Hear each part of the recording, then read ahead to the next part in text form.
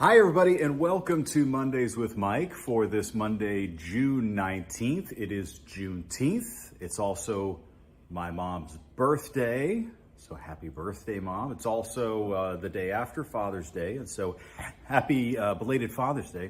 Happy belated Father's Day to all the dads out there. This is going to be an abbreviated version of Mondays with Mike, which you might be happy about, but everything got real busy around here in a hurry. So it all kind of started this morning with, all the heat advisories, heat warnings, excessive heat warnings that were put into effect again. And then all of a sudden, we had this. I say all of a sudden, we've been tracking it and I knew that it was going to get upgraded at some point, but the National Hurricane Center went ahead and pulled the trigger on this, which is Tropical Depression number 3, which is out in sort of an unusual area of the Atlantic Ocean. Generally, in the month of June, we have storms that form in the Gulf of Mexico or in the Caribbean Sea or off the east coast of the U.S. Those are the 3 typical areas where we see storms forming in the month of June. Not real common out here. This is what we would call the Cape Verde season. It's also known as the main development region, and it's where we typically see the big hurricanes form in August and September. But in this case, we have one out here. One of the reasons is that we have unusually warm water temperatures out there in the Atlantic Ocean. You can call it an anomaly or anomalously warm. And so this is going to likely become Tropical Storm Brett. That's B-R-E-T, like Brett Michaels, Brett.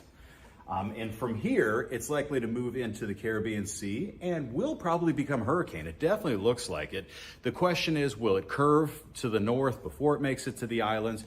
Right now, I think the National Hurricane Center is sort of averaging the GFS model, which is keeping, kind of curving it before it moves toward the Caribbean, and the other models like the UK model and some others that are showing it mainly staying off toward the south. Let me check this because I think I'm recording. All right, so I checked it and it seems to be fine. You're looking at, because I'm recording this on my iPhone, and I was looking at it and thinking, oh gosh, please don't let me do this whole thing and have it backwards. So anyway, so that's what's going on with this system. Very likely to become Tropical Storm Brett or Hurricane Brett. Is it a threat to the United States? Too early to say. Definitely too early to say, but it's definitely something that needs to be watched, no doubt about that, in the days to come. This is a look at water temperatures, or what we call SSTs, or sea surface temperatures. It measures just the top layer of the water.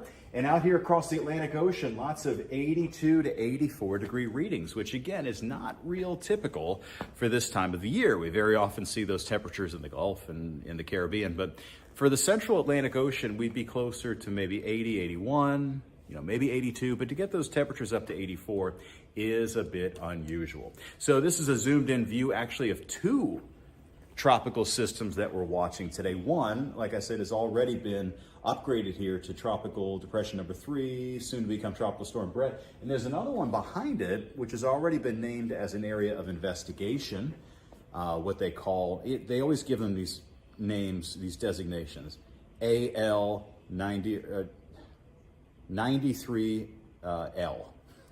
93L, which means the 3rd area of investigation in the Atlantic Ocean. L is for Atlantic. It's a weird thing, but it's an area of investigation. So that one certainly could become Tropical Depression 4, could even maybe become Tropical Storm Cindy later on this week. So we got a lot to watch. Here's a close-up view of this really impressive looking tropical wave, or now Tropical Depression number 3, that will likely be upgraded to Tropical Storm Brett later on today. All right, let's take it closer to home and see here, how much of a threat are we at? Well, this is the latest run of what we call the GFS ensemble. So GFS stands for Global Forecast System. It's the American computer model. It's our primary medium to longer term computer model. It goes out 16 days. And the reason we have all these spaghetti lines on there is that when you run what's called the model ensemble, the computer does random changes to the beginning of the model of all the input that goes into it. If you really want to do some deep research, you can Google Monte Carlo analysis. And so it's to account for the fact that there are always going to be errors in measurements. Just as an example, is the water temperature really 84 degrees or is it 83.6? You know, or is it 84.4? So you can have almost a degree of difference, but still have it measured at the same temperature. So that's just one example. So in order to get a good understanding of the possible outcomes, there's this method called an ensemble method, where you run the model, this DFS model, but you run it with 30 different solutions. Each one is starting with somewhat different initial conditions. So, and it's called a Monte Carlo analysis. So, and actually it's used for predicting like stock market, you know, in economics, or it can be used for forecasting the growth of, you know, the population of insects. I mean, anything like that, just to account for errors at the beginning of the measurement. So anyway, when you take a look at the red line, that's the average of all these white lines. And notice that the white lines have quite a spread.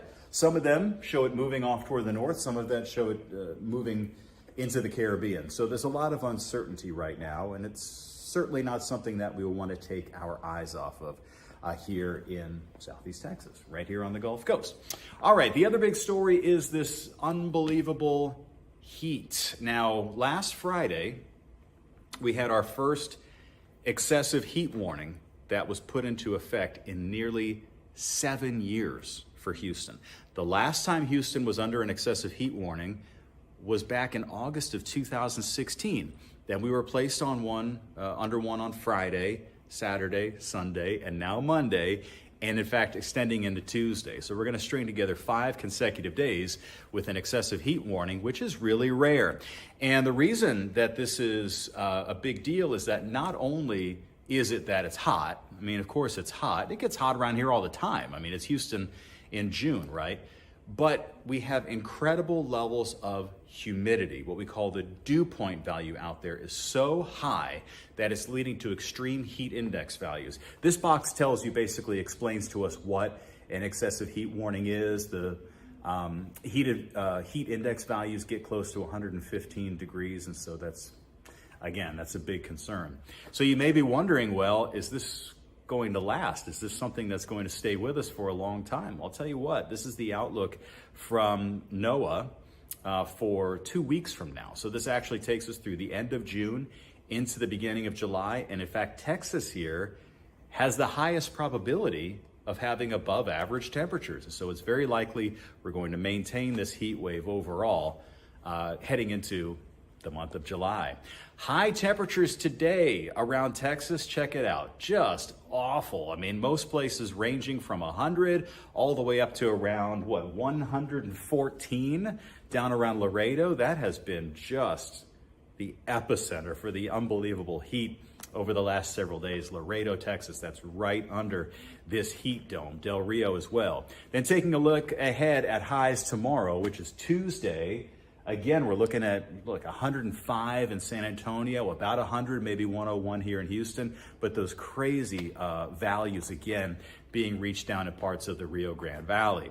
All right, highs on Wednesday, well, we continue this trend. About 100 here, about 102 San Antonio, still exceeding 110 degrees for parts of the valley, up to 104 out west in El Paso. So we have this area of high pressure to thank, or to blame, what's responsible for all of this heat, and it's just been parked over South Texas, and we call this a heat dome.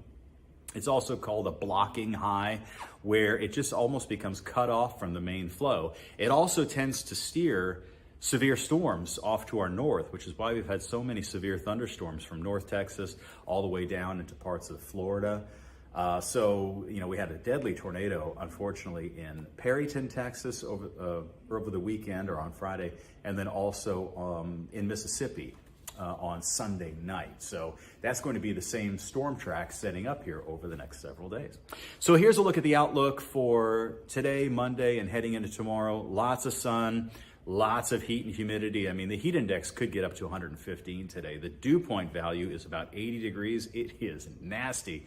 It's like a steam bath out there. Heading into tomorrow, it does look like a pretty similar setup. And the 7-day forecast is shaping up like this, with high temperatures near 100 for the next 3 days. And then beyond that, slight chance for seeing a few thunderstorms coming up heading into Thursday and Friday. And yes, certainly we could see a rogue thunderstorm here over the next few days, but it's not going to be anything to cool us off. So anyway, that'll do it for today's sort of abbreviated version of our Mondays with Mike. I have another web stream to record right now, and I got it, or to do live right now actually.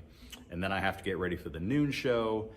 Mondays are my busiest days by far. So I want to thank you for joining us. Stay tuned with us both online and on air for the latest on what's soon to become Tropical Storm Brett, and of course this ongoing nasty heat wave. See you on TV.